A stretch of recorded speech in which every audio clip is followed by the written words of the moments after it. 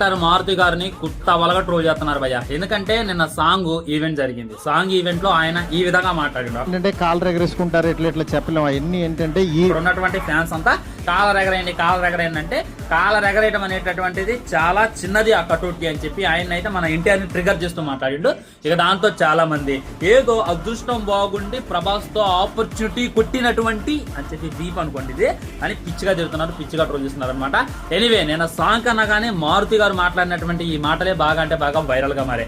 అసలు తోళ్ల కొట్టడాలు కాలర్ లీడర్లు ఏం రావండి. అఫ్ కోర్స్ ప్రభాస్ అంటే నాకు ఇష్టమే, మనందరికీ ఇష్టమే. ప్రభాస్ ను లేపాలి, కానీ కాలర్ ఎగరేయను తొడలు కొట్టను అని అంటే ముమ్మాటికి తప్పు. తొడలు కొట్టేది మన బాలకృష్ణ గారు, కాలర్ ఎగరేసేది మన ఎన్టీఆర్ గారు.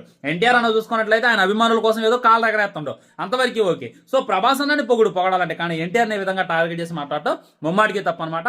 ఆయన బహిరంగంగా క్షమాపణ చెప్పాలని చెప్పి కూడా ఎన్టీఆర్ ఫ్యాన్స్ డిమాండ్ చేస్తున్నారు. మరి వెయిట్ చేసి చూడాలి ఏమైందో. సో మీ సపోర్ట్ ఎవరికి?